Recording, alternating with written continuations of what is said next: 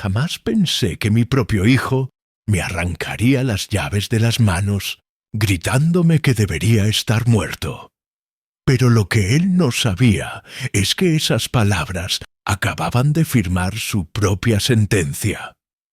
Antes de continuar, suscríbete y activa la campanita porque cada día publicamos nuevas historias. Deja tu like y cuéntanos en los comentarios desde qué ciudad y país nos ves. Me llamo Emilio Vázquez Morales, tengo 65 años y hasta el martes 15 de octubre de 2024 creía que conocía a mi hijo Diego Tarde, mientras admiraba mi Ford Kuga nuevo en el garaje de mi casa en Chamberí y Madrid.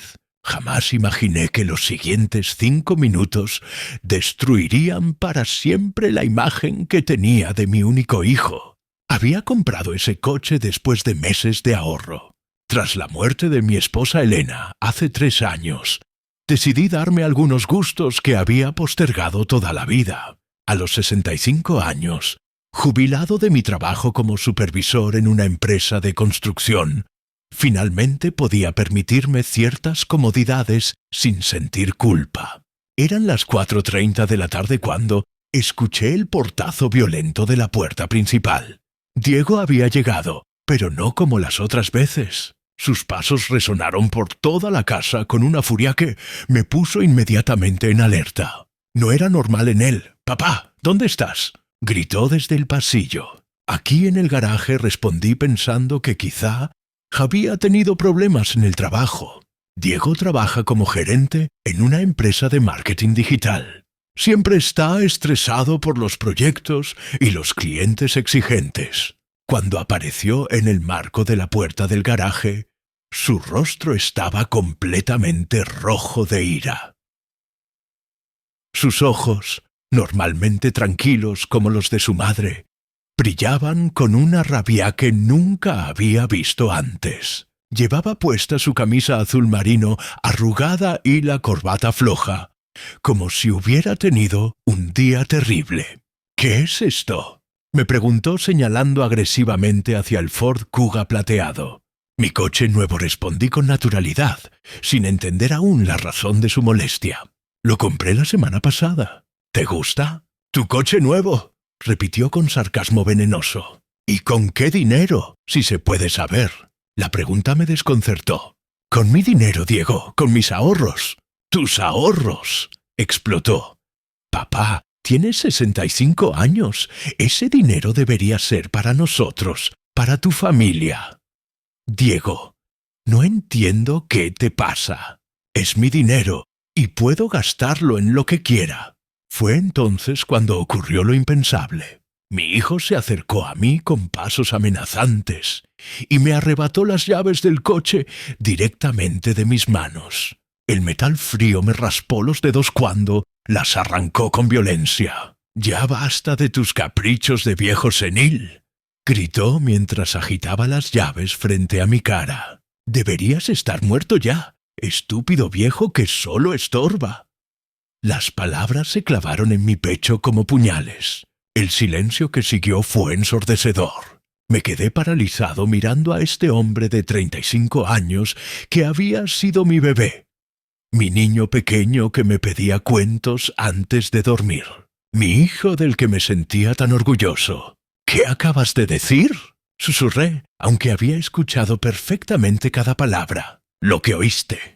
Estás desperdiciando dinero que nos corresponde. Paloma y yo tenemos planes. Queremos comprar una casa más grande, tener hijos y tú aquí gastándote todo en tonterías». No le respondí. No podía. Las palabras se habían quedado atascadas en mi garganta.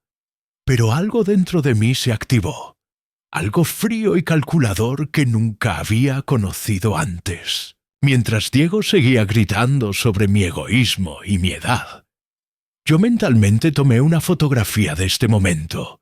La fecha, la hora, sus palabras exactas, su expresión de desprecio. Sin decir una palabra, caminé lentamente hacia mi escritorio en la esquina del garaje y saqué la factura del coche de uno de los cajones. La doblé cuidadosamente y la guardé en el bolsillo interior de mi chaqueta, justo sobre mi corazón.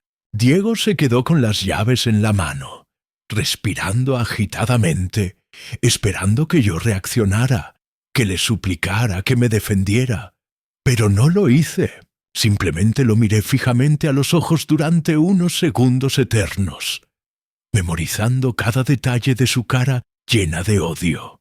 ¿Puedes quedarte con las llaves?, le dije con una calma que me sorprendió incluso a mí mismo. Por ahora salí del garaje dejándolo ahí plantado, confundido por mi reacción. Subí a mi habitación, cerré la puerta con llave y me senté en el borde de mi cama. Las manos me temblaban ligeramente cuando saqué mi teléfono móvil. Busqué entre mis contactos hasta encontrar el número de Ricardo Blanco Serrano, mi abogado de confianza desde hace más de 20 años. Marqué su número directo y esperé mientras sonaba el tono. Ricardo, dije cuando contestó: «Necesito verte mañana mismo. Es urgente».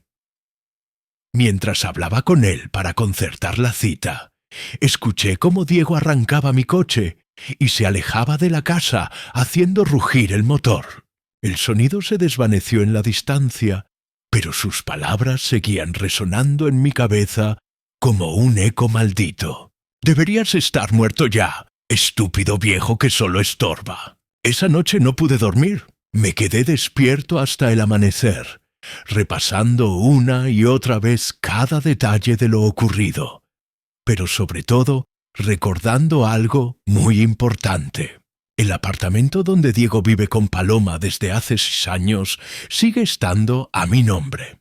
Durante esa madrugada interminable del 16 de octubre, mientras las horas pasaban lentas como gotas de miel amargo, mi mente viajó inevitablemente al pasado. Me levanté de la cama a las 5 de la mañana, preparé café y me senté en mi sillón favorito, ese de cuero marrón que Elena me había regalado para mi cumpleaños número 50. Desde ahí, contemplando Madrid despertar a través de la ventana, comencé a recordar todos los sacrificios que había hecho por Diego a lo largo de los años. No era autocompasión, era una evaluación fría y necesaria de los hechos. Recordé vívidamente el año 2018, cuando Diego tenía 29 años y trabajaba en una startup que quebró de la noche a la mañana. Llegó a casa desesperado con Paloma embarazada de 3 meses, un embarazo que posteriormente perdieron y sin perspectivas laborales inmediatas. Fue entonces cuando tomé la decisión, que ahora, 6 años después, se revelaba como mi carta de triunfo. «Papá, necesitamos un lugar donde vivir», me había dicho ese día de marzo, sentado en este mismo sillón donde ahora reflexionaba. No podemos seguir pagando el alquiler de Malaña. Sin dudarlo, utilicé una parte significativa de mis ahorros para comprar el apartamento de 2 habitaciones en el barrio de Salamanca, en el 100.000 €, que representaban casi toda mi herencia tras vender la casa de mis padres en Ávila.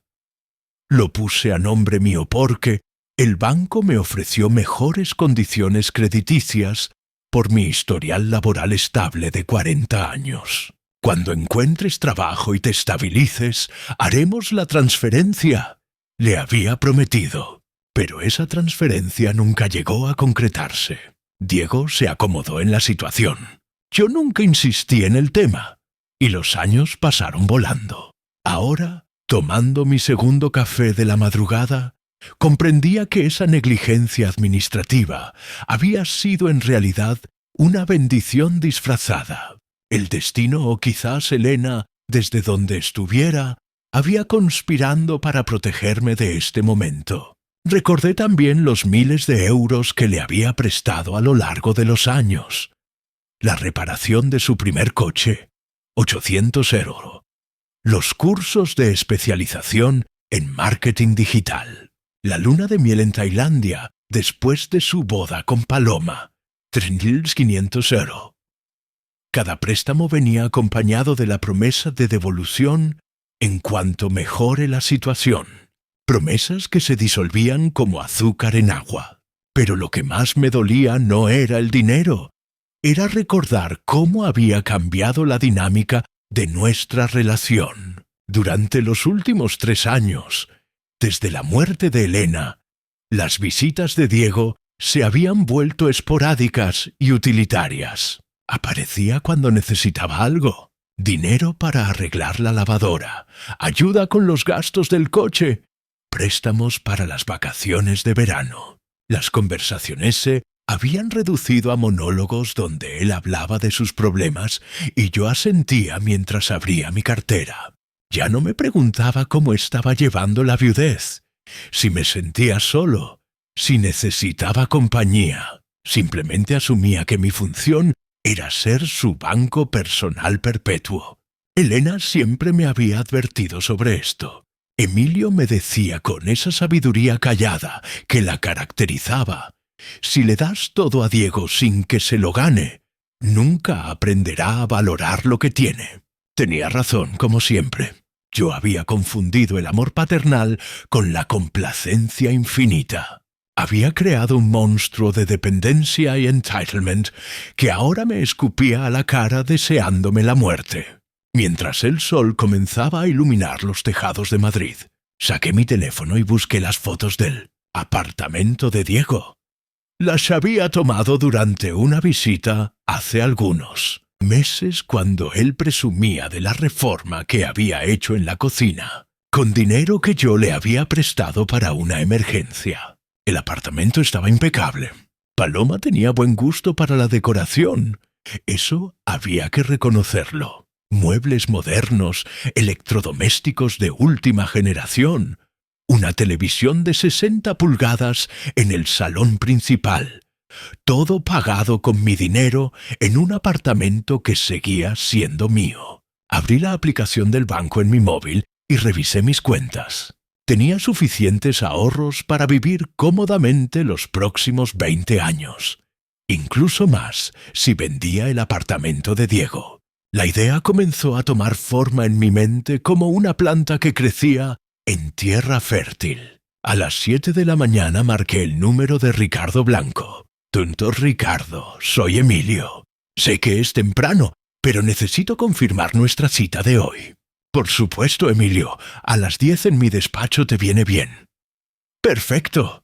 Y Ricardo, necesito que traigas todos los documentos relacionados con el apartamento de la calle Serrano, el que compré en 2018. ¿Ha ocurrido algo? Digamos que ha llegado el momento de hacer algunos cambios importantes en mi vida. Después de colgar, me duché, me afeité con más cuidado del habitual y me puse mi mejor traje, el azul marino que Elena decía que me hacía ver distinguido. Si iba a comenzar una nueva etapa de mi vida, lo haría con la dignidad intacta. Mientras me anudaba la corbata frente al espejo, me di cuenta de algo fundamental. Ya no sentía dolor por las palabras de Diego. Lo que sentía era una claridad cristalina, una determinación férrea que no había experimentado en años. Mi hijo había elegido verme como un obstáculo, como un viejo estorbo que debería estar muerto. Muy bien. Era hora de mostrarle qué podía hacer este viejo estorbo cuando decidía defenderse. La partida apenas había comenzado, y Diego aún no sabía que estaba jugando con las reglas de su padre. A las 9:45 de la mañana del 6 de octubre, llegué al despacho de abogados Blancoán, asociados en el distrito de Retiro. El edificio de oficinas, moderno y elegante, siempre me había transmitido confianza. Ricardo había sido el abogado de Elena y mío durante más de 2 décadas, gestionando desde la compra de nuestra primera casa hasta los trámites tras el fallecimiento de mi esposa. Su secretaria, una mujer eficiente llamada Cristina Moreno, me recibió con la sonrisa profesional de siempre. Don Emilio, pase, por favor. El señor Blanco lo está esperando. Ricardo se levantó de su escritorio cuando entré. A sus 58 años mantenía el aspecto pulcro y la barba perfectamente recortada que lo caracterizaban. Su despacho, forrado de libros jurídicos y diplomas, olía a cuero y café recién hecho. «Emilio, me alegra verte, aunque por teléfono sonabas preocupado. Cuéntame qué ha pasado». Me senté en una de las sillas de cuero, frente a su escritorio, y durante los siguientes 15 minutos le relaté con precisión quirúrgica los eventos del día anterior. Ricardo me escuchó sin interrumpir, tomando notas ocasionales en su bloc amarillo. «Entiendo», murmuró cuando terminé. «Tus sentimientos son completamente comprensibles. Ahora hablemos de los hechos legales». Ricardo abrió el expediente que había preparado y desplegó varios documentos sobre la mesa. El primero era la escritura de compraventa del apartamento de la calle Serrano número 47, segundo piso, puerta B. «Como puedes ver aquí», señaló con su bolígrafo Montblanc. «Tú apareces como único propietario registral. La compra se formalizó el 12 de marzo de 2018 por 180.000 euros, financiada en su totalidad con tus fondos propios. Y Diego no tiene ningún derecho sobre la propiedad. Legalmente ninguno. No existe contrato de alquiler. No hay documento que establezca cesión de uso. Y nunca se inició proceso alguno de donación o transmisión. Desde el punto de vista jurídico, Diego es un ocupante, de hecho, no un inquilino con derechos». Ricardo continuó revisando la documentación. Sacó las certificaciones registrales actualizadas que había solicitado esa misma mañana al registro de la propiedad. «Mira esto, Emilio. Según el registro, no existen cargas, hipotecas pendientes ni embargos sobre la propiedad. Está completamente libre de gravámenes. Eres el dueño absoluto e indiscutible. ¿Qué opciones legales tengo?» «Varias», respondió Ricardo ajustándose las gafas de lectura. «Puedes iniciar un proceso de desahucio por precario, es decir, por ocupación sin título. También puedes ejercer el derecho de uso y disfrute de tu propiedad, requiriendo la desocupación voluntaria o qué.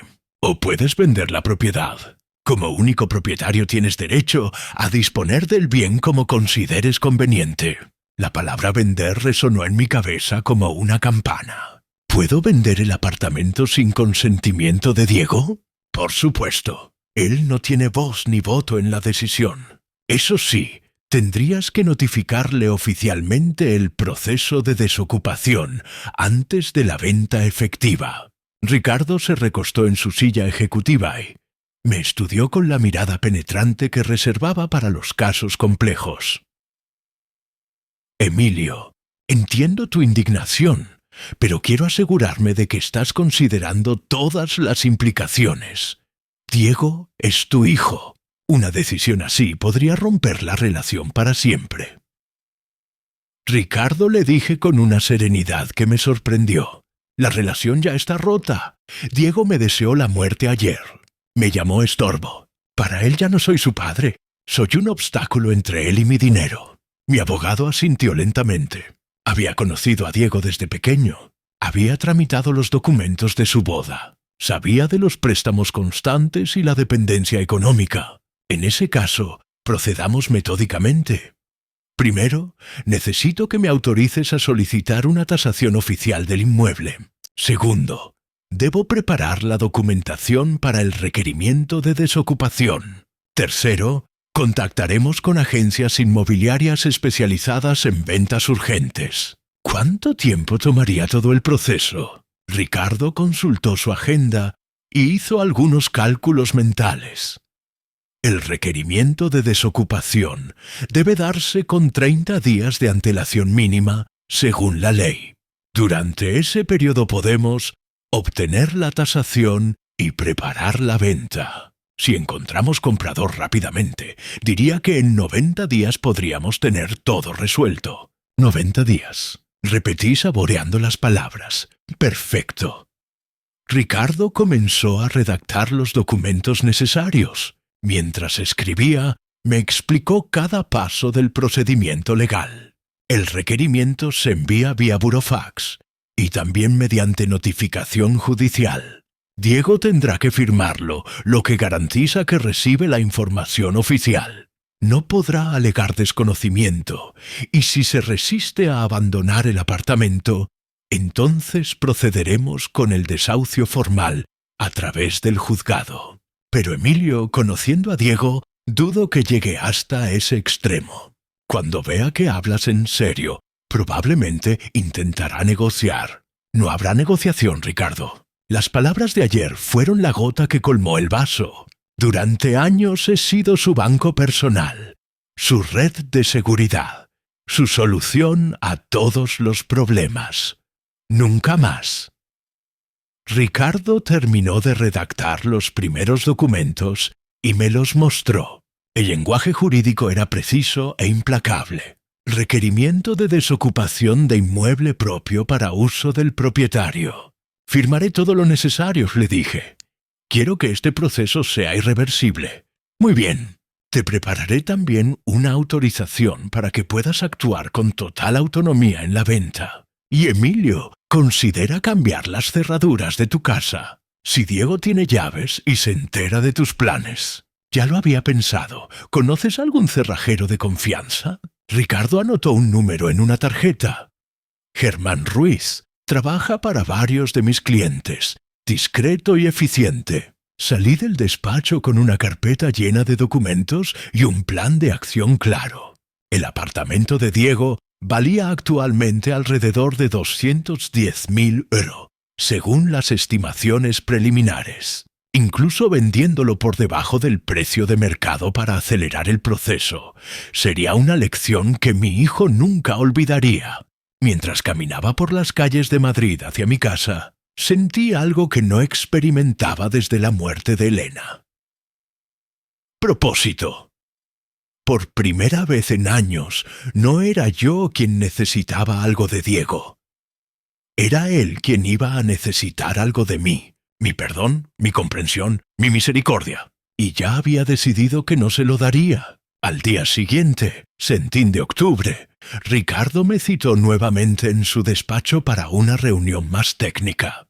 Esta vez no estaba solo. Había invitado a Carmen Delgado López, una abogada especializada en derecho inmobiliario, que trabajaba como consultora externa para casos complejos. Carmen, una mujer de unos 45 años, con el cabello recogido en un moño impecable y gafas de montura dorada, tenía fama de ser implacable en los procedimientos de desahucio. Su presencia me tranquilizó. Esto se estaba convirtiendo en algo serio y profesional. Don Emilio, comenzó Carmen después de las presentaciones formales, he revisado exhaustivamente su caso durante la noche. La situación legal es clara a su favor, pero quiero explicarle todos los matices del procedimiento para que no haya sorpresas. Desplegó sobre la mesa un esquema detallado del proceso legal. Su letra era pequeña y precisa, como la de alguien acostumbrada a que cada palabra tuviera consecuencias jurídicas. Primero, el requerimiento de desocupación. En España, cuando un propietario desea recuperar su inmueble ocupado por un familiar sin contrato, debe seguir el procedimiento de precario. Esto significa que Diego no tiene título jurídico que ampare su permanencia en la vivienda. ¿Cuáles son exactamente los plazos legales? Pregunté sacando mi propia libreta para tomar notas. El Código Civil establece que debemos conceder un plazo razonable para el desalojo. En casos familiares, los tribunales suelen interpretar razonable como mínimo 30 días calendario desde la notificación oficial. Carmen continuó explicando los detalles técnicos. Su conocimiento era enciclopédico, citaba artículos específicos del Código Civil y jurisprudencia relevante del Tribunal Supremo. Ahora bien, existe una estrategia que podríamos implementar para acelerar el proceso. Podemos alegar necesidad sobrevenida del uso de la vivienda por parte del propietario. Esto reduciría los plazos y fortalecería nuestra posición legal. ¿Qué tipo de necesidad?, inquirió Ricardo. Don Emilio podría argumentar que desea mudarse al apartamento por razones económicas o de salud. A su edad, es perfectamente creíble que prefiera un apartamento más pequeño y moderno que su casa actual. La sugerencia era brillante. No solo era legalmente sólida, sino que tenía cierta base real. Efectivamente, mantener la casa de Chamberí se estaba volviendo costoso, y tras la muerte de Elena, demasiado grande para mis necesidades. ¿Y si Diego decide combatir legalmente la decisión?, pregunté. Carmen sonrió con la confianza de quien había ganado docenas de casos similares. Tendría que probar algún derecho sobre la propiedad, lo cual es imposible. No existe contrato de alquiler. No hay cesión formal. No se ha pagado renta. No hay contraprestación económica. Jurídicamente es un ocupante sin título. Ricardo intervino con una pregunta práctica. Carmen, ¿cuál sería el procedimiento específico para la notificación? Triple vía, respondió ella consultando sus notas. Primero, purofax certificado con acuse de recibo. Segundo, notificación a través de procurador judicial. Tercero, cédula de citación pegada en la puerta del inmueble, si las anteriores fallan. Esto garantiza que no pueda alegar desconocimiento. ¿Y la venta del inmueble? ¿Podemos iniciar ese proceso en paralelo? Absolutamente. Como propietario registral, don Emilio puede poner en venta la propiedad inmediatamente. Lo único que debe garantizar es que el inmueble se entregue libre de ocupantes en el momento de la escrituración. Carmen sacó entonces una calculadora financiera y comenzó a hacer proyecciones económicas. Según las tasaciones preliminares que hemos consultado, el apartamento tiene un valor de mercado entre 205 y 215.000 euros. Si queremos una venta rápida, recomendaría ponerlo en el mercado por 190.000.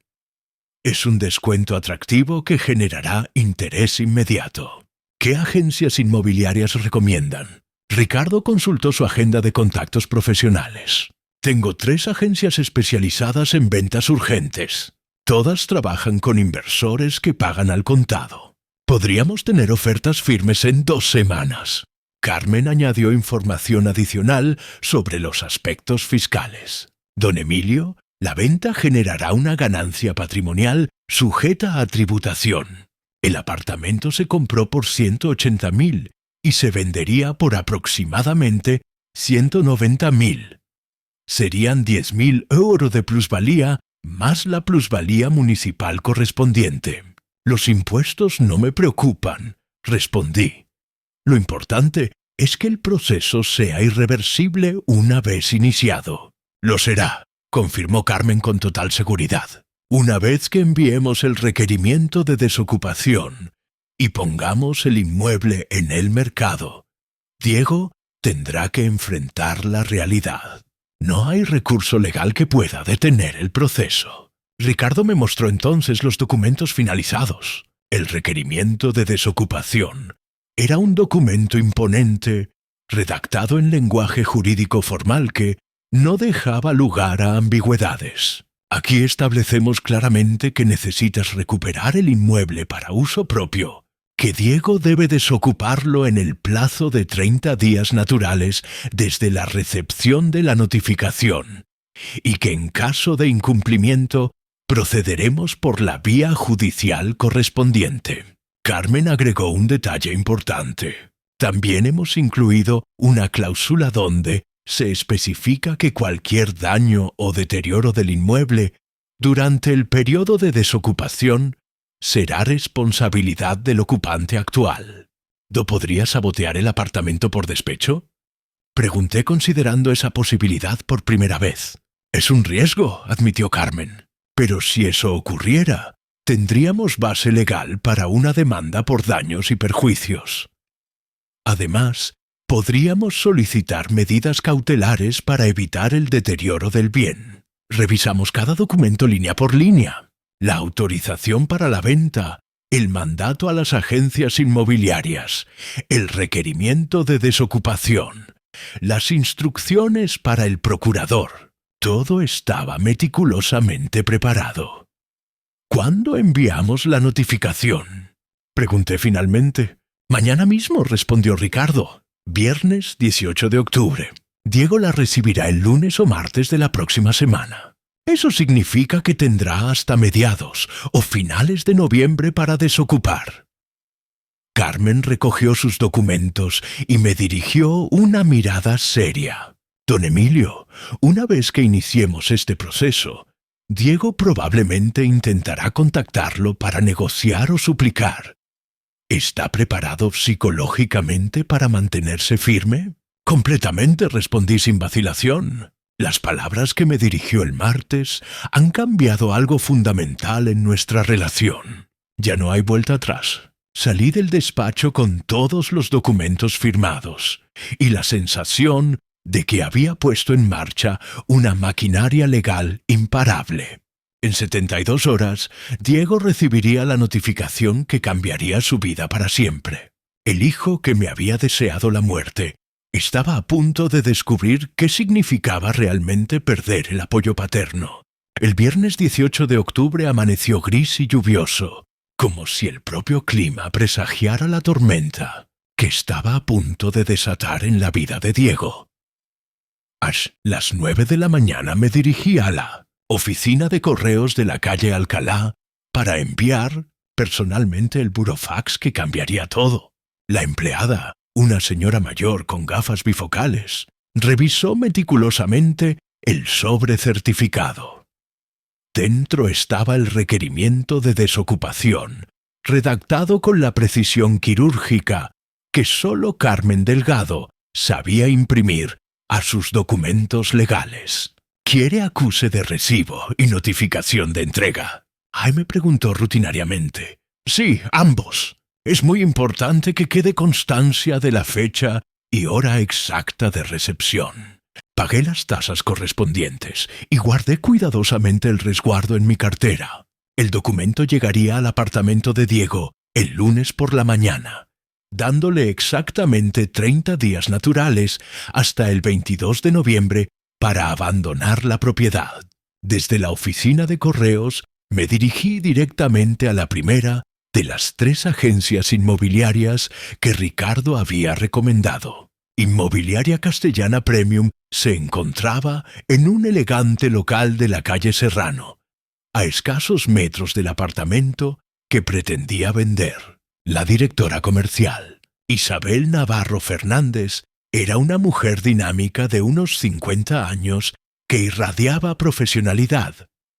Su escritorio estaba impecablemente organizado con catálogos de propiedades clasificados por zonas y precios. Don Emilio, he revisado la documentación que nos envió su abogado.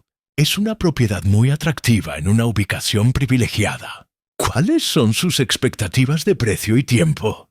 Quiero venderlo por 185.000 euros y necesito que la operación se cierre antes del 30 de noviembre.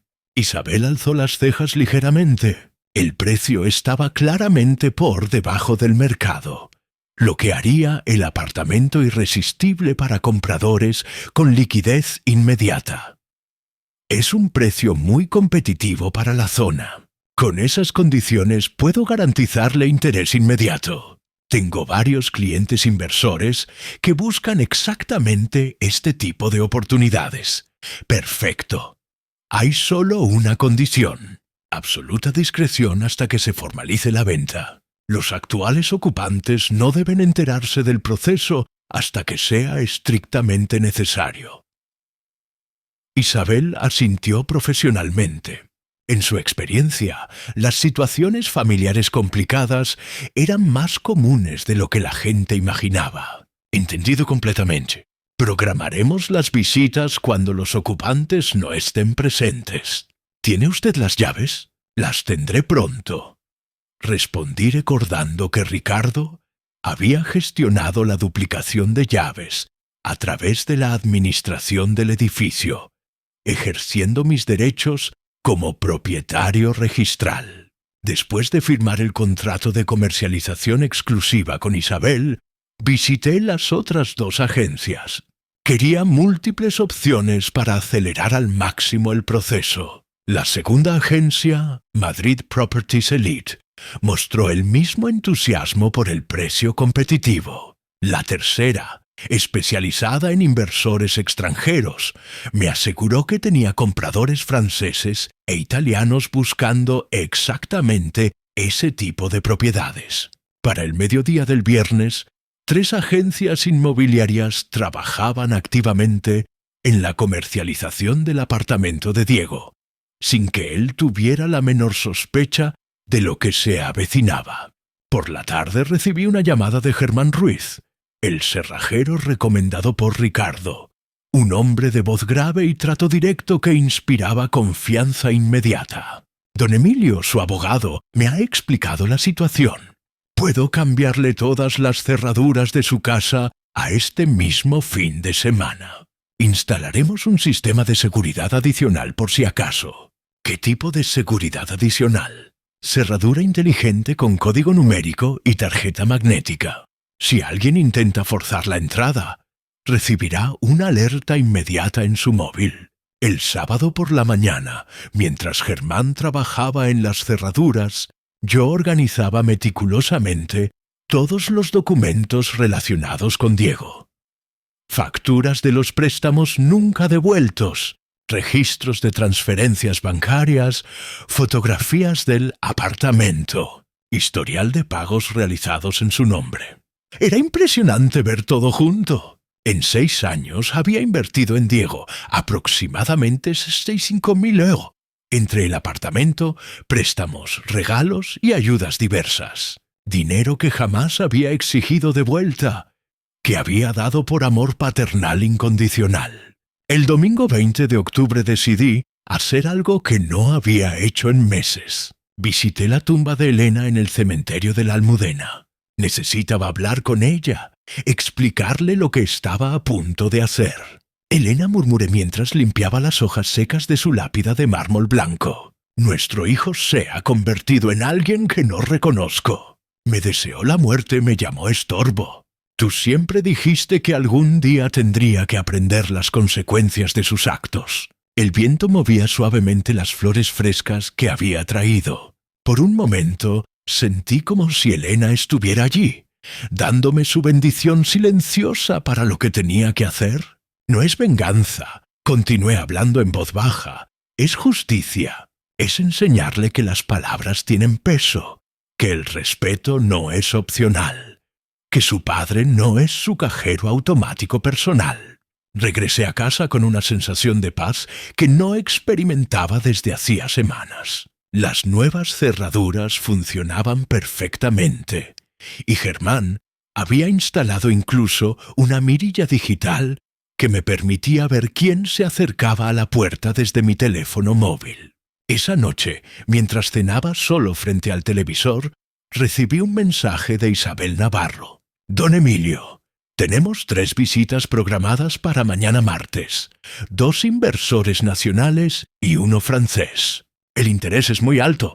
El lunes 21 de octubre transcurrió con normalidad aparente, pero yo sabía que era el día en que Diego recibiría el burofax. Según el sistema de seguimiento de correos, la notificación había sido entregada a las 10:47 de la mañana en su apartamento. Mantuve el teléfono móvil cerca durante todo el día, esperando su llamada desesperada. Pero no llegó ni el lunes ni el martes por la mañana. Comencé a preguntarme si habría entendido realmente la gravedad del documento o si simplemente estaba procesando la información. El martes por la tarde, Isabel me llamó eufórica. Don Emilio, tengo una oferta formal de 180.000 euro pago al contado escritura en 2 semanas. El comprador es un inversor francés que ni siquiera ha querido negociar el precio. Acepto la oferta, respondí sin vacilar. Perfecto. Prepararemos el contrato de arras para mañana. Necesitaré que venga a firmar sobre las 2 de la tarde. Colgué el teléfono y me serví una copa de brandy para celebrar. En menos de una semana había puesto en marcha una operación que en 30 días cambiaría completamente la vida de Diego. Mi hijo había plantado viento el martes 15 de octubre cuando me arrebató las llaves y me deseó la muerte. Ahora estaba a punto de cosechar la tempestad que había sembrado con sus propias palabras. El miércoles 23 de octubre, a las 2 en punto de la tarde, firmé el contrato de arras con Jean-Pierre Dubois, un inversor francés de unos 60 años, que hablaba un español impecable con acento parisino encantador. La reunión se celebró en las oficinas de Isabel Navarro, en una sala de juntas elegante con vistas panorámicas al Retiro. «Mie Vázquez», me dijo Jean-Pierre mientras estrechaba mi mano con firmeza. «Esta propiedad es exactamente lo que buscaba para mi cartera de inversiones en Madrid. El precio es muy razonable para la zona». Isabel nos mostró todos los documentos, preparados meticulosamente por su equipo jurídico.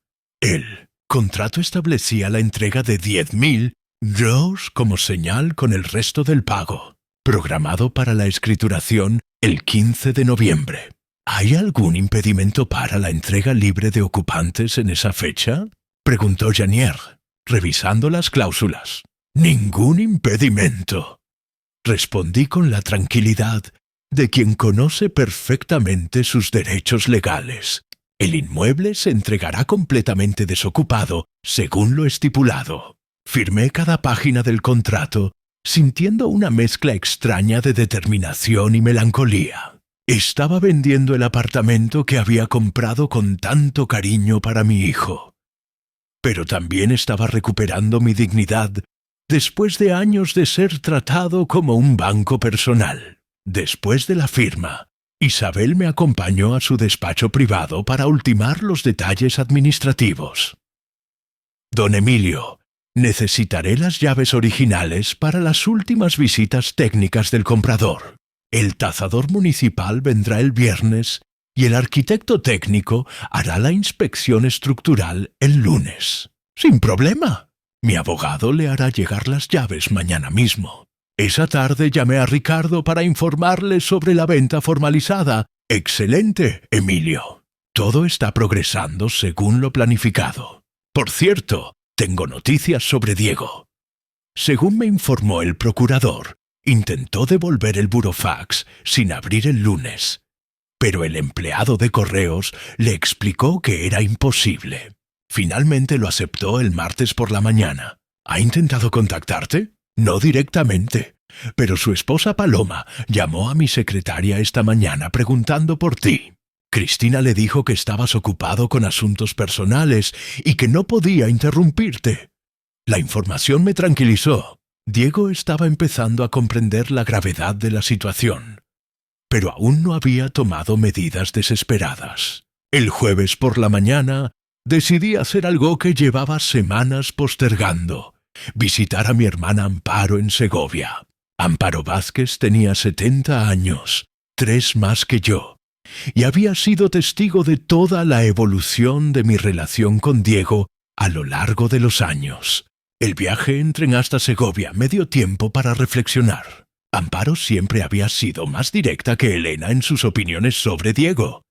«Ese chico está demasiado mimado», me había dicho en más de una ocasión.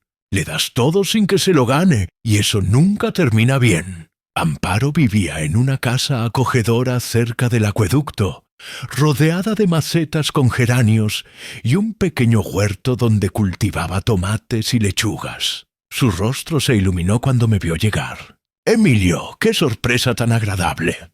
Pasa, pasa. Te preparo un café como te gusta». Durante la comida casera de lentejas con chorizo que había preparado, le conté toda la historia. Amparo me escuchó sin interrumpir, asintiendo ocasionalmente con gestos que revelaban que nada de lo que le contaba la sorprendía realmente. «Emilio», me dijo cuando terminé mi relato, «llevas años esperando este momento sin saberlo. Diego se ha comportado como un parásito y tú como un anfitrión demasiado generoso. ¿Crees que estoy siendo demasiado severo? Severo Punamparo se rió con esa risa franca que la caracterizaba. «Hermano, llegas tarde. Elena y yo hablábamos de esto hace años. Ella estaba preocupada por cómo Diego se estaba aprovechando de tu buen corazón».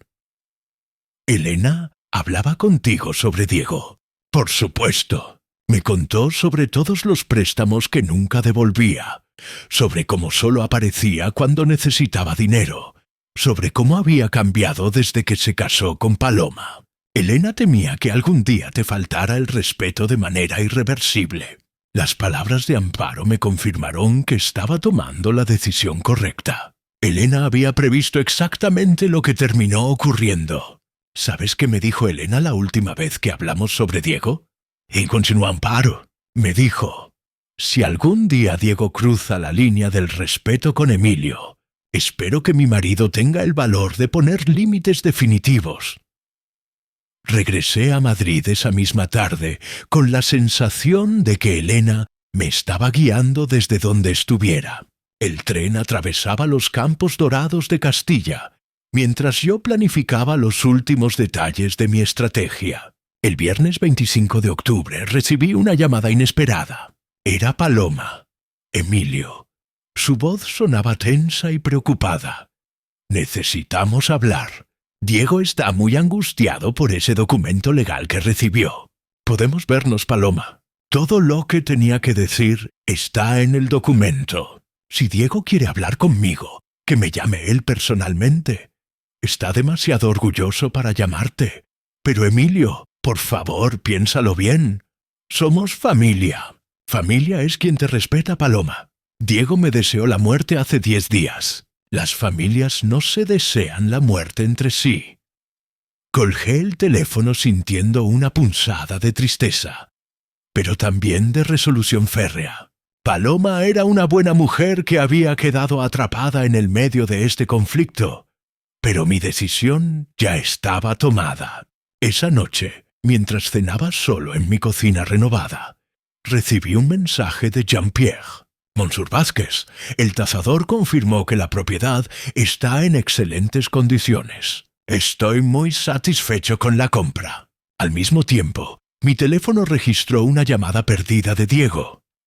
No había dejado mensaje de voz, pero el simple hecho de que hubiera llamado indicaba que finalmente estaba comprendiendo que esto no era una amenaza vacía. Me serví una copa de vino tinto y salí al pequeño balcón que daba al patio interior. Las luces de Madrid brillaban en la distancia y por primera vez en años me sentí completamente dueño de mi propio destino. En 3 semanas, el 15 de noviembre, Jean-Pierre Dubois se convertiría en el nuevo propietario del apartamento de Diego. Mi hijo tendría que encontrar un nuevo hogar, aprender a vivir sin mi apoyo económico y enfrentar las consecuencias de haber confundido el amor paternal con la sumisión incondicional. La cuenta atrás había comenzado y cada día que pasaba me sentía más seguro de que estaba haciendo exactamente lo que Elena hubiera querido que hiciera. El lunes 28 de octubre a las 10:30 de la mañana, mi teléfono móvil vibró con una llamada entrante.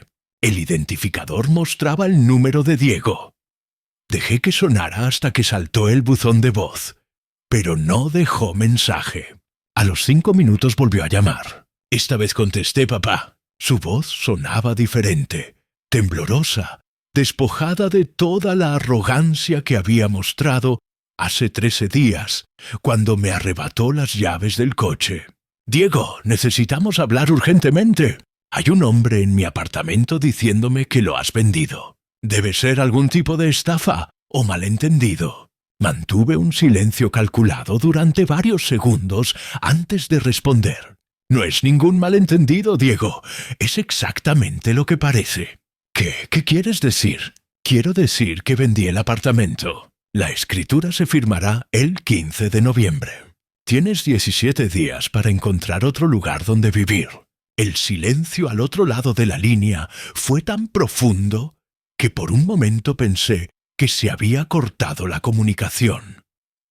Cuando volvió a hablar, Su voz se había quebrado. «Papá, no puedes hacer esto. Es mi casa. Vivo aquí desde hace 6 años. Es mi casa, Diego. Siempre ha sido mi casa. Tú has sido simplemente un ocupante. Y ahora he decidido que es hora de que te busques tu propio hogar. Pero papá, nosotros, Paloma y yo, no tenemos dinero para otra casa. No podemos pagar un alquiler de la noche a la mañana. Deberías haber pensado en eso antes de desearme la muerte y llamarme estorbo». Escuché sollozos ahogados al otro lado del teléfono. Era la primera vez en décadas que oía llorar a Diego. Parte de mí. La parte que recordaba al niño pequeño que solía consolar después de pesadillas, sintió una punzada de compasión. Pero la parte más fuerte, la que recordaba sus palabras venenosas, se mantuvo firme. «Papá, por favor, sé que me comporté mal ese día. Estaba estresado por el trabajo. Había tenido problemas con un cliente importante. No pensé lo que decía. Diego, durante 6 años has vivido gratis en un apartamento que vale más de 200.000 euros. Durante 6 años te he prestado dinero que nunca has devuelto. Durante 6 años has aparecido en mi casa solo cuando necesitabas algo y cuando finalmente compré algo para mí mismo. Me deseaste la muerte. Fue un momento de locura, papá. Las personas dicen cosas que no sienten cuando están bajo presión. Las personas revelan quiénes son realmente cuando están bajo presión. Diego». Colgué el teléfono y lo puse en modo silencioso. Durante los siguientes 20 minutos, Diego intentó llamarme 6 veces más. También recibí 3 mensajes de WhatsApp suplicándome que reconsiderara mi decisión. A las 11:30, mi timbre sonó insistentemente. La mirilla digital me mostró que era Diego, acompañado de Paloma. Ella lucía ojeras profundas y él parecía haber envejecido 5 años en 2 semanas. Abrí la puerta, pero mantuve puesta la cadena de seguridad. «Papá, abre, por favor. Tenemos que resolver esto como familia». «Ya no somos familia, Diego. Las familias se respetan entre sí. Tú decidiste que yo era un estorbo, que debería estar muerto». Paloma se adelantó con lágrimas corriendo por sus mejillas. «Emilio, por favor, piénsalo bien. Diego cometió un error, pero vas a destruir nuestras vidas por unas palabras dichas en un momento de ira. Paloma, durante 6 años he pagado vuestros gastos, vuestros caprichos, vuestras vacaciones. He sido vuestro banco personal sin pedir nunca nada a cambio, excepto respeto. Diego decidió que ni siquiera eso merecía». «¿Estás loco?», explotó Diego de repente, mostrando nuevamente su verdadera naturaleza. «No puedes echarnos a la calle así. Voy a denunciarte. Esto es maltrato familiar». Cerré la puerta suavemente y me dirigí al teléfono fijo para llamar a Ricardo. «Ricardo, Diego está en mi puerta amenazándome con denuncias. ¿Puede hacer algo legalmente?» «Absolutamente nada, Emilio. Tú eres el propietario legal. Has seguido todos los procedimientos correctos y él no tiene ningún derecho sobre la propiedad. Sus amenazas solo confirman que tomaste la decisión correcta». Durante la siguiente hora, Diego y Paloma permanecieron en el portal de mi edificio. Los veía a través de la mirilla digital, discutiendo entre ellos, él gesticulando violentamente mientras ella intentaba calmarlo. A las 12:30 llamaron al timbre del apartamento de mi vecina del quinto, la señora Montserrat García. Probablemente intentaban que ella intercediera por ellos. Montserrat había conocido a Diego desde pequeño y siempre había tenido debilidad por él.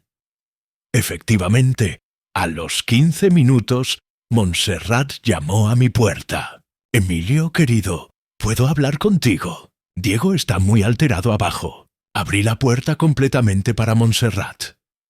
Ella entró con su bastón y se sentó en el sofá del salón, jadeando ligeramente por el esfuerzo de subir las escaleras. «Emilio, conozco a Diego desde que era un niño. Sé que puede ser impulsivo, pero ¿no crees que estás siendo demasiado drástico, Montserrat?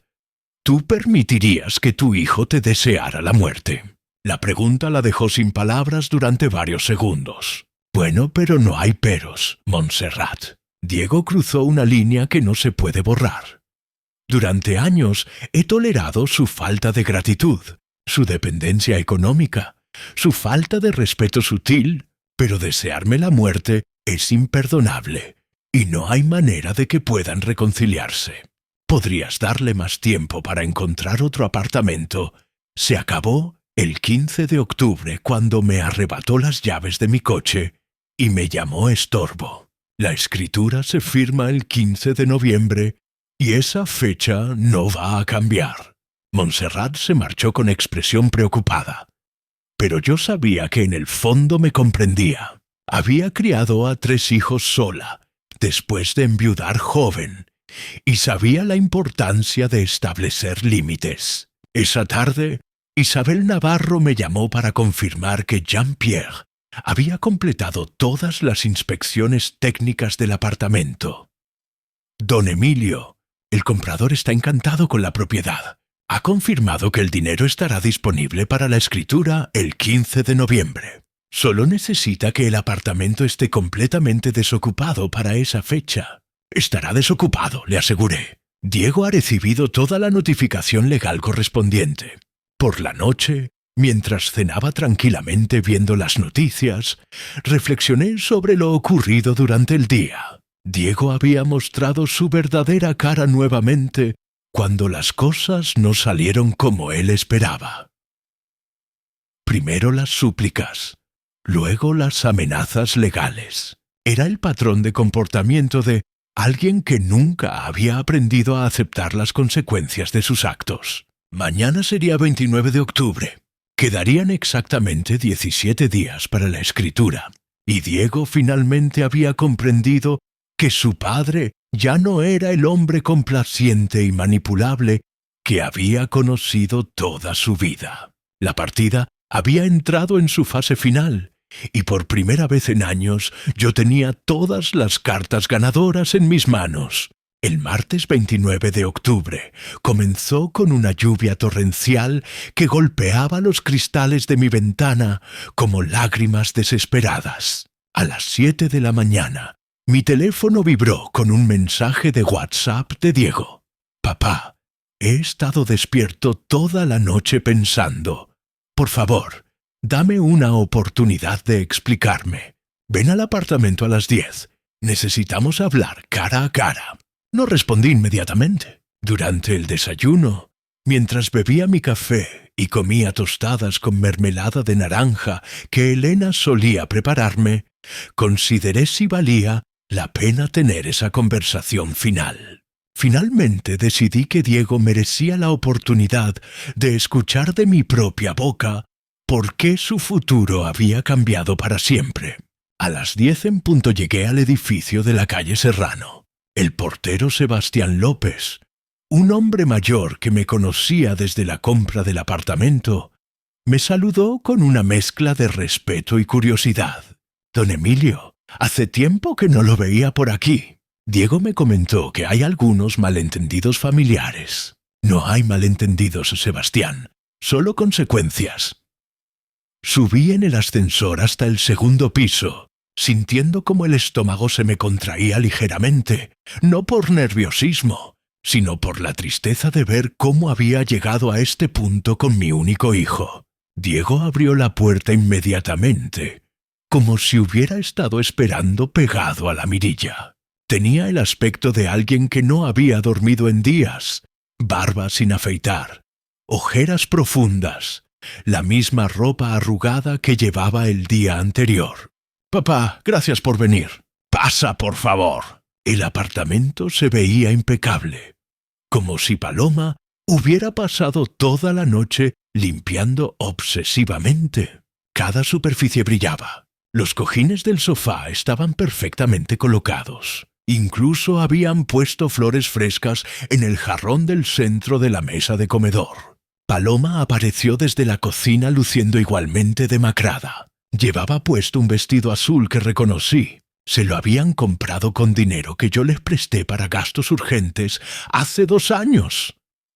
«Emilio, siéntate, por favor».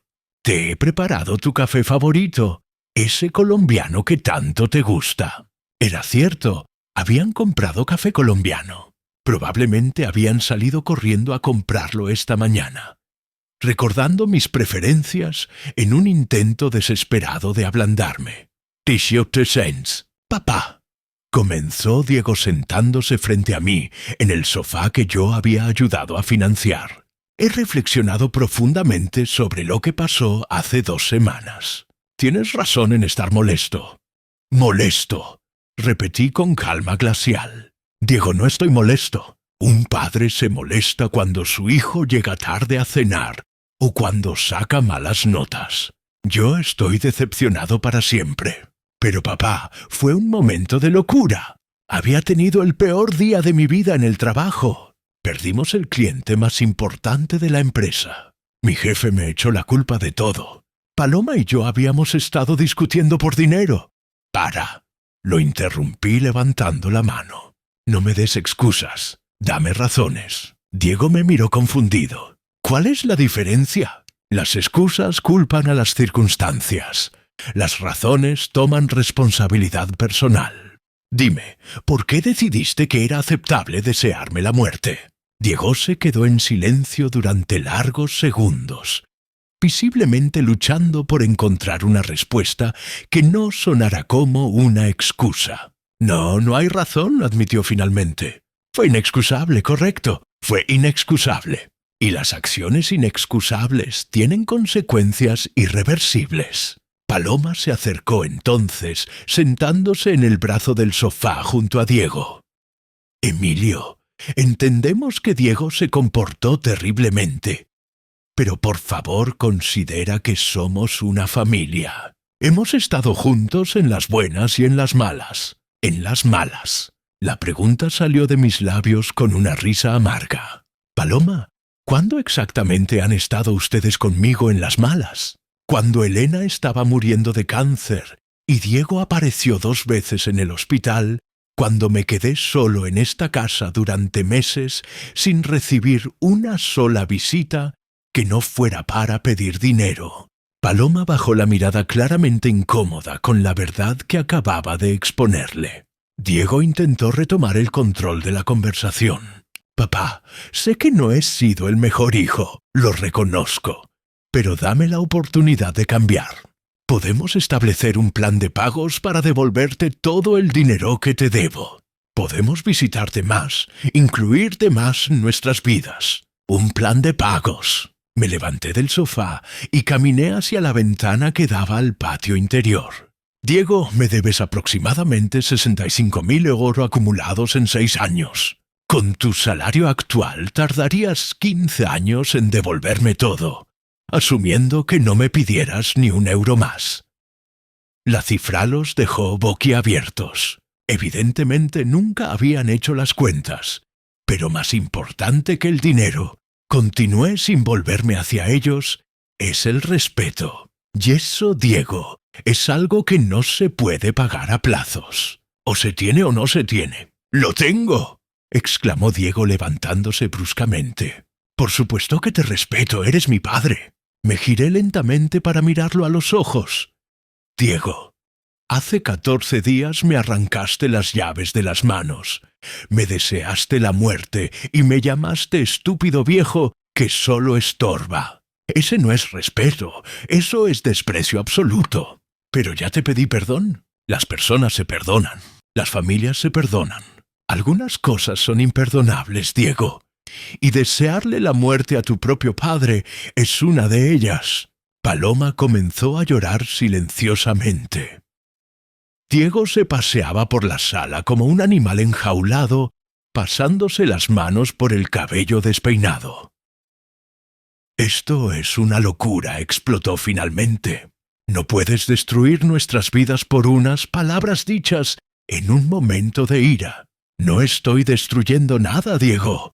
Estoy construyendo mi nueva vida. Una vida donde nadie me falta el respeto, donde nadie me ve como un cajero automático, donde nadie me desea la muerte. Pero somos tu familia, ¿no? Respondí con una calma que me sorprendió incluso a mí mismo.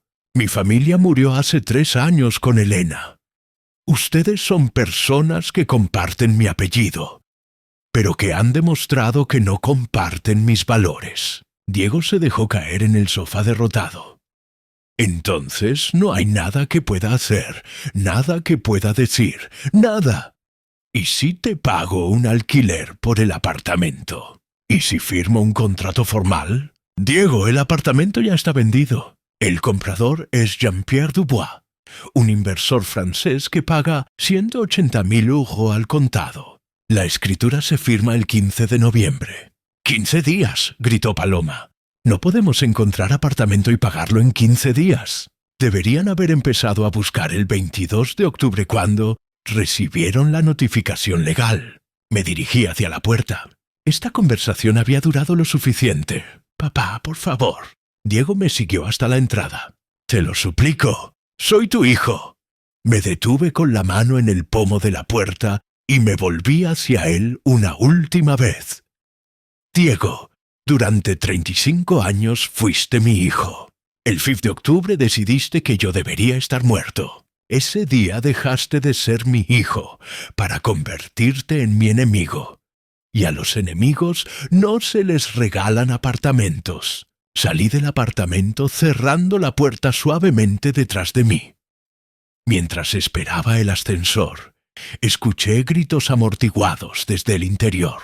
Paloma le gritaba a Diego, culpándolo de haber destruido sus vidas con su lengua venenosa. En el ascensor, camino de regreso a mi nueva vida, me di cuenta de que ya no sentía tristeza.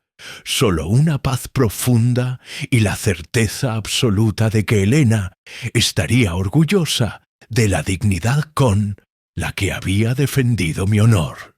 Diego había tenido su oportunidad final de redención y la había desperdiciado igual que había desperdiciado todo lo demás que le había dado en la vida. Los días siguientes al confronto final transcurrieron con una velocidad extraña, como si el tiempo mismo hubiera decidido acelerar el inevitable desenlace.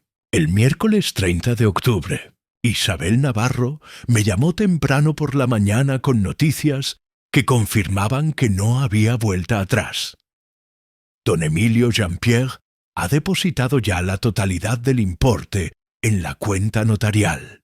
180.000 euros están listos para la escrituración del 15 de noviembre.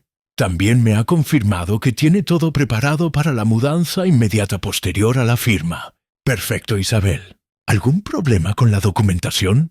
Ninguno. El registro de la propiedad ha confirmado que no existen cargas ocultas ni impedimentos legales. La operación está completamente limpia. Esa misma tarde recibí una visita inesperada. Montserrat García, mi vecina del 5º piso, apareció en mi puerta acompañada de Julián Herrera, el presidente de la comunidad de propietarios. Julián era un hombre robusto de unos 60 años, jubilado de la banca, que siempre había mostrado respeto por mi situación como viudo. «Emilio», comenzó Montserrat, después de que le sirviera café en el salón, «Julián tiene algo que contarte sobre Diego». Julián se aclaró la garganta incómodamente. «Emilio, no quería inmiscuirme en asuntos familiares, pero siento que debo informarte. Ayer por la noche, alrededor de las 11, Diego apareció en mi casa». «¿Diego fue a tu casa?» «Sí, estaba visiblemente alterado.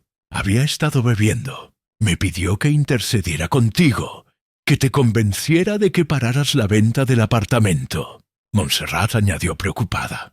«También vino a verme a mí, Emilio. Me dijo que tú te habías vuelto loco por la edad, que estabas tomando decisiones irracionales por venganza. ¿Y qué les dijeron ustedes?» Julián respondió con la honestidad que lo caracterizaba. «Le dije que si mi hijo me hubiera deseado la muerte, probablemente yo habría hecho lo mismo que tú. Un hombre tiene derecho a defender su dignidad». «Yo intenté ser más diplomática», confesó Montserrat, «pero cuando me explicó exactamente qué te había dicho ese día, Emilio querido, No hay justificación para esas palabras. Julián continuó su relato. Lo que me preocupa, Emilio, es que Diego mencionó algo sobre tomar medidas legales drásticas. No sé exactamente qué quiso decir, pero sonaba amenazante. La información no me sorprendió. Diego nunca había aprendido a aceptar las derrotas. Siempre buscaba maneras de evadir las consecuencias de sus actos. El jueves 31 de octubre, Halloween, recibí una llamada de Ricardo que confirmó mis sospechas. Emilio, Diego ha contratado un abogado, Marcos Santana, de un despacho pequeño en Cuatro Caminos. No tiene muy buena reputación. Suele aceptar casos desesperados. ¿Qué tipo de acción legal puede emprender? Prácticamente ninguna efectiva. Puede intentar alegar derecho de uso por convivencia prolongada, pero sin contrato ni pagos de renta documentados. Es imposible. También podría intentar una demanda por daños morales, pero sería desestimada inmediatamente. ¿Algo más? Sí, algo inquietante. Según mis fuentes, Diego le ha dicho a Santana que eres un anciano con problemas mentales, que estás tomando decisiones irracionales, influenciado por la soledad y el deterioro cognitivo. La estrategia no me sorprendió, pero sí me molestó profundamente. Diego estaba dispuesto a manchar mi reputación con tal de salirse con la suya. El viernes 1 de noviembre, Día de Todos los Santos, ocurrió algo que cambió definitivamente la dinámica familiar. Amparo me llamó desde Segovia con noticias alarmantes. Emilio, Paloma vino a verme ayer. Llegó en tren llorando desconsoladamente. Paloma fue a Segovia. Sí, me contó Quilla y Diego han estado discutiendo violentamente desde tu última visita. Según me dijo, Diego ha comenzado a beber excesivamente y se ha vuelto agresivo verbalmente con ella. Agresivo como le grita la culpa de la situación. Dice que por sus gastos excesivos, él se vio obligado a pedirte dinero constantemente. Paloma está asustada. Emilio me dijo que nunca había visto a Diego así. La información me preocupó genuinamente por Paloma. Ella había sido siempre una víctima secundaria de la dependencia económica que Diego había desarrollado conmigo. ¿Qué más te dijo? Que ha estado buscando apartamentos de alquiler. Pero con su salario actual no pueden permitirse nada decente en Madrid. Los apartamentos que pueden pagar están en barrios peligrosos o en condiciones terribles. Amparo hizo una pausa antes de continuar. Emilio, Paloma me preguntó si había alguna manera de que tú reconsideraras tu decisión. Le dije que te conocía mejor que nadie y que cuando tomas una decisión así, es definitiva. ¿Cómo reaccionó? Se puso a llorar y me dijo que su matrimonio se estaba desmoronando. Que Diego había mostrado una cara de sí mismo que ella desconocía y que tenía miedo de lo que pudiera hacer. Esa noche, mientras cenaba solo frente al televisor, reflexioné sobre la información que había recibido. Diego no solo estaba perdiendo el apartamento, sino que también estaba destruyendo su matrimonio con su incapacidad de aceptar responsabilidad por las consecuencias de sus actos. El sábado 2 de noviembre recibí una llamada inesperada de Paloma. Su voz sonaba quebrada, exhausta. Emilio, sé que probablemente no quieras hablar conmigo, pero necesito decirte algo. Te escucho, Paloma. Diego se ha ido de casa. Llevamos 3 días discutiendo sin parar, y anoche me dijo que si yo no era capaz de apoyarlo contra ti, entonces no valía la pena seguir casado conmigo. Se fue definitivamente. No lo sé. Se llevó ropa para varios días y me dijo que iba a quedarse con un amigo hasta que solucionara el problema que tú has creado. Esas fueron sus palabras exactas. Paloma comenzó a sollozar al teléfono. Emilio, sé que Diego se comportó terriblemente contigo y entiendo tu decisión, pero esto se está convirtiendo en algo monstruoso. Mi marido se ha vuelto alguien a quien no reconozco. Paloma, Lamento que estés pasando por esto. Pero Diego está mostrando quién es realmente cuando las cosas no salen como él quiere. Lo sé, admitió entre lágrimas. Durante 6 años vivimos cómodamente gracias a tu generosidad y yo me acostumbré a esa vida, sin valorar realmente el sacrificio que significaba para ti. ¿Qué vas a hacer ahora? Mi madre me ha ofrecido volver temporalmente a Zaragoza, a su casa. Creo que voy a aceptar. Necesito alejarme de esta situación y pensar con claridad sobre mi futuro. Después de colgar, me di cuenta de que Diego había logrado algo que parecía imposible: destruir completamente su propia vida en el espacio de 3 semanas. Había perdido el apartamento gratuito, estaba perdiendo a su esposa y había arruinado para siempre su relación conmigo. Todo por 30 segundos de palabras venenosas dichas en un momento de ira descontrolada. El domingo 3 de noviembre, mientras paseaba por el Retiro disfrutando del sol otoñal, recibí un mensaje de Jean-Pierre. Mese Vázquez, confirmo que estaré en Madrid el 14 de noviembre para la escritura. Estoy muy ilusionado con mi nueva inversión. Quedaban exactamente 12 días para que se cerrara definitivamente el capítulo más doloroso de mi vida como padre. Y por primera vez en años me sentía completamente en paz con mis decisiones. El lunes fur de noviembre comenzó con una llamada que cambiaría el rumbo de mis planes futuros. Era Amparo llamando desde Segovia con una propuesta inesperada. Emilio, he estado pensando mucho en tu situación. ¿Has considerado qué vas a hacer después del 5 de noviembre? ¿A qué te refieres? ¿A dónde vas a vivir? Esa casa de Chamberí es demasiado grande para ti solo. Y después de todo lo que ha pasado con Diego, imagino que Madrid te trae recuerdos dolorosos. Tenía razón. Durante las últimas semanas había estado tan concentrado en el proceso de venta del apartamento que no había pensado seriamente en mi propio futuro. Emilio, tengo una propuesta. Aquí en Segovia, a 3 calles de mi casa, se ha puesto en venta un precioso apartamento de 2 habitaciones, vista al acueducto completamente reformado, y cuesta solo 90.000. La idea resonó inmediatamente en mi mente. Segovia era una ciudad tranquila, con historia, donde conocía gente y podría empezar verdaderamente de cero.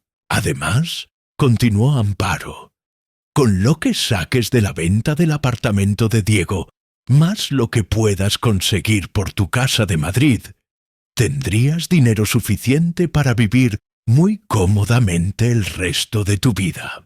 Esa tarde conduje hasta Segovia para ver el apartamento que me había mencionado Amparo. El viaje de 1 hora y media me dio tiempo para reflexionar sobre esta nueva posibilidad que se abría ante mí. El apartamento estaba en la calle Real, en un edificio del siglo XVII, completamente rehabilitado. 2.º piso, ascensor nuevo, 60 metros perfectamente distribuidos. Desde la ventana del salón se veía una esquina del acueducto romano, y el silencio era absoluto comparado con el bullicio constante de Madrid. «Es perfecto», le dije a Amparo mientras recorríamos las habitaciones. «Aquí podría empezar realmente una nueva vida. Y estarías cerca de mí», añadió ella con una sonrisa. «Podríamos pasar más tiempo juntos como cuando éramos jóvenes». Esa misma tarde contacté con la inmobiliaria local y firmé una reserva del apartamento de Segovia. El proceso se movía con la tranquilidad provinciana, muy diferente al ritmo frenético que había caracterizado la venta del apartamento de Diego. El martes 5 de noviembre recibí otra llamada inesperada, esta vez de alguien completamente ajeno al conflicto familiar. Era Aurora Jiménez, la directora de recursos humanos de la empresa donde había trabajado durante 30 años. «Don Emilio, lamento molestarlo, pero hemos recibido una llamada muy extraña. Un abogado preguntando por su estado mental y su capacidad para tomar decisiones financieras. La noticia me enfureció. Diego había llegado al extremo de intentar manchar mi reputación profesional. ¿Qué tipo de preguntas hacía? Quería saber si habíamos notado cambios en su comportamiento antes de su jubilación. Se había mostrado signos de deterioro cognitivo, ese tipo de cosas. Por supuesto, le dijimos que usted había sido un empleado ejemplar hasta el último día. ¿Le dieron información? Absolutamente ninguna. Le dijimos que sus datos médicos y personales eran confidenciales y que si quería información oficial necesitaría una orden judicial. Inmediatamente llamé a Ricardo para informarle de esta nueva táctica de Diego. Es exactamente lo que esperaba, me dijo Ricardo con tono resignado. Es la única estrategia legal que le queda, intentar demostrar incapacidad mental.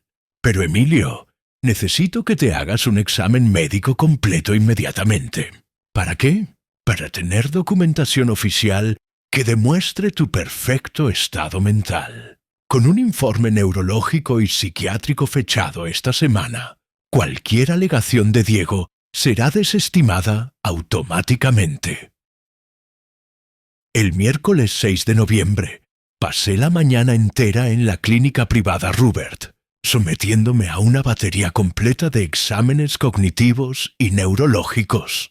El doctor Fernando Molina, neurólogo de prestigio, me hizo pruebas de memoria, razonamiento lógico, coordinación motora y evaluación psicológica. Don Emilio, me dijo al final de las pruebas, tiene usted una capacidad mental superior a la media para su edad. Los resultados indican función cognitiva completamente normal, memoria excelente y capacidad de juicio intacta. ¿Podría proporcionar un informe oficial de estos resultados? Por supuesto, se lo tendré listo mañana mismo, el jueves 7 de noviembre. Con el informe médico en mis manos, me sentía blindado contra cualquier intento de Diego de cuestionar mi capacidad mental. Ese mismo día, Isabel Navarro me confirmó que Jean-Pierre había llegado ya a Madrid y había inspeccionado personalmente el apartamento. Está encantado con la propiedad, don Emilio. Me ha dicho que es exactamente lo que esperaba. La escritura se mantendrá el 15 de noviembre a las 10 de la mañana en la notaría de la calle Serrano. El viernes 6 de noviembre decidí hacer algo que había estado postergando, poner mi casa de Chamberí en el mercado. Si iba a mudarme a Segovia, necesitaba liquidar todos mis activos madrileños. Contraté a una agencia inmobiliaria diferente para evitar conflictos de intereses. La Casad 120 Mensetage, en una zona privilegiada, fue tasada en 350.000 €. Con el mercado actual, me explicó el agente comercial, podríamos tener ofertas serias en 2 o 3 semanas.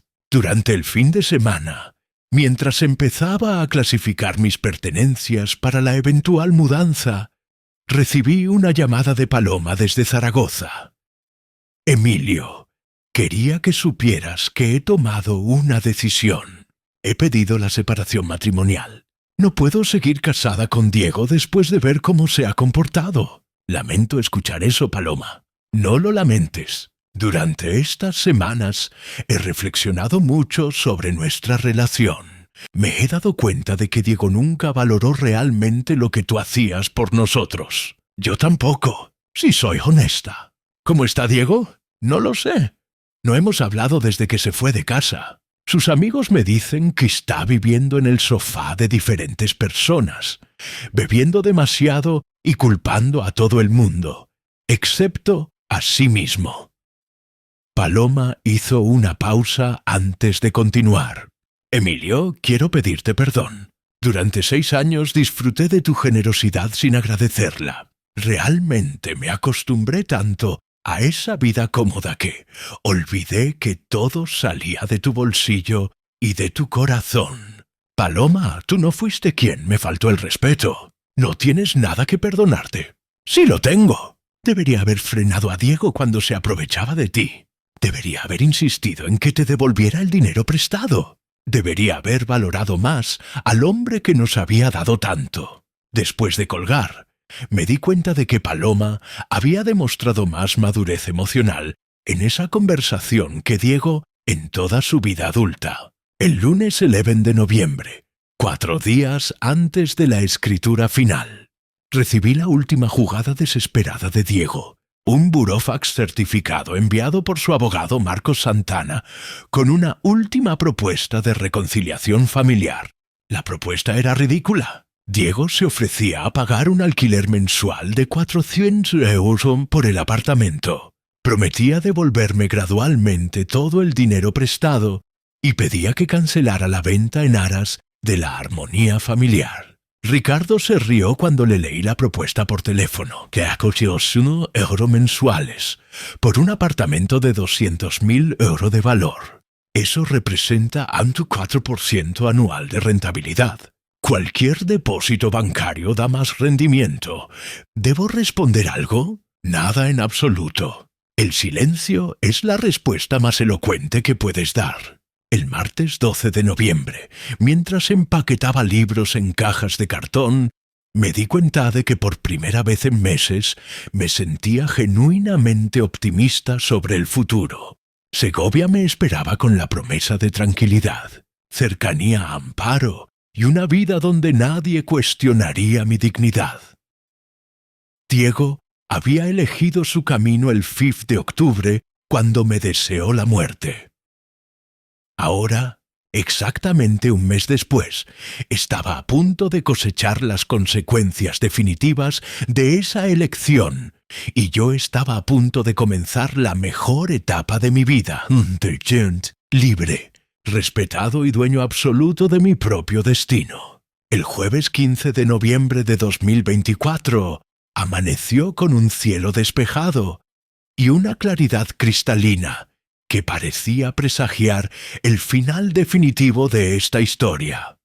A las 9 de la mañana me dirigí hacia la notaría de la calle Serrano con Ricardo, llevando conmigo todos los documentos necesarios para la escrituración, que marcaría el punto final de mi relación con Diego. Jean-Pierre Dubois ya estaba esperando cuando llegamos, impecablemente vestido con un traje gris oscuro y expresión satisfecha. Sus asesores legales habían revisado minuciosamente toda la documentación durante la semana anterior y no quedaba ningún cabo suelto. Monsieur Vázquez me saludó con su cortesía francesa habitual. Es un placer cerrar esta operación. Estoy muy satisfecho con la inversión. El notario, don Miguel Ángel Torres, un hombre de unos 50 años con décadas de experiencia en operaciones inmobiliarias complejas, nos recibió en su despacho con la solemnidad que requería el momento. Señores, procederemos con la lectura de la escritura de compraventa del inmueblecito en calle Serrano número 47, segundo piso, puerta B. Durante los 20 minutos siguientes, escuché atentamente cada cláusula del documento que transfería oficialmente la propiedad del apartamento de Diego a Jean-Pierre. 180.000 euros, que representaban mucho más que dinero, representaban mi dignidad recuperada, mi autoridad restaurada y la lección más importante que había dado como padre en toda mi vida. Cuando firmé la última página, sentí una liberación profunda que no había experimentado desde la muerte de Elena.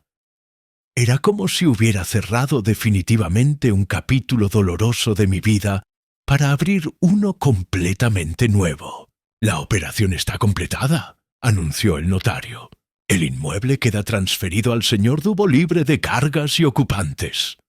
Genier me estrechó la mano calurosamente. Mi Vázquez, ha sido un placer negocios con usted.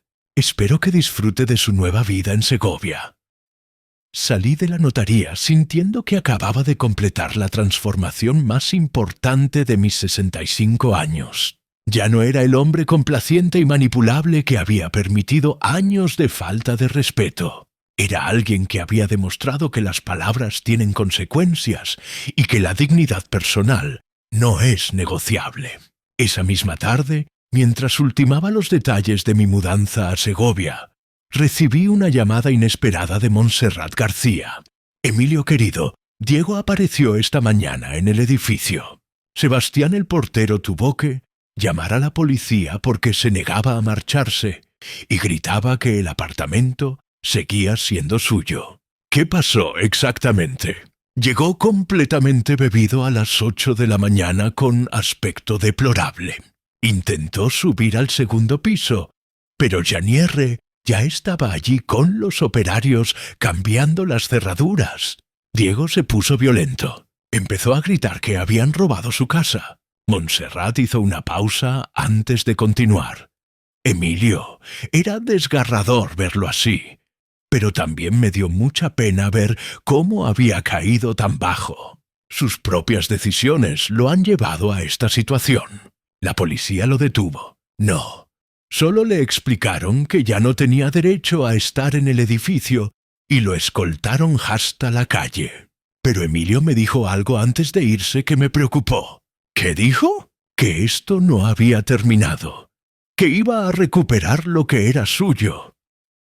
Parecían amenazas vacías de un hombre desesperado, pero quería que lo supieras. Esa noche, mientras cenaba por última vez en mi casa de Chamberí, antes de la mudanza definitiva, reflexioné sobre el camino recorrido desde aquel martes 15 de octubre, cuando Diego me arrebató las llaves del coche.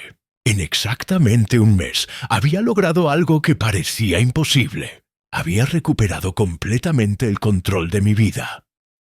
Diego había perdido el apartamento gratuito, había perdido a su esposa, había perdido mi apoyo económico y, más importante aún, había perdido para siempre mi respeto y mi cariño. El viernes 16 de noviembre, día de mi mudanza oficial a Segovia, recibí una llamada de Aurora Jiménez desde mi antigua empresa. Don Emilio quería informarle que el abogado de su hijo volvió a llamar ayer, pero esta vez con una actitud muy diferente.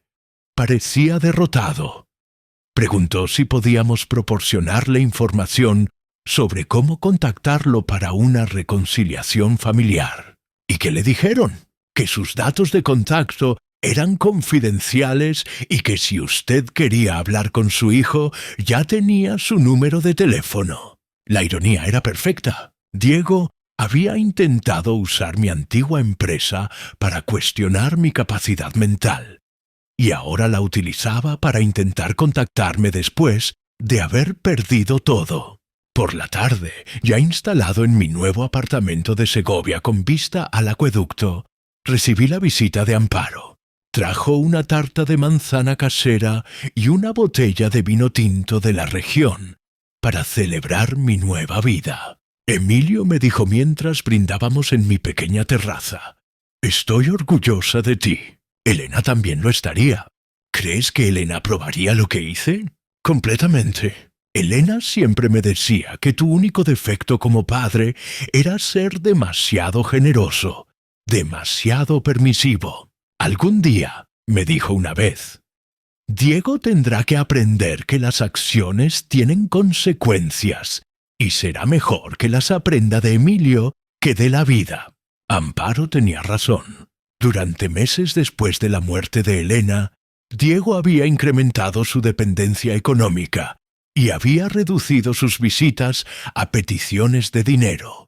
Había interpretado mi viudez como vulnerabilidad, mi soledad como debilidad. Se había equivocado completamente.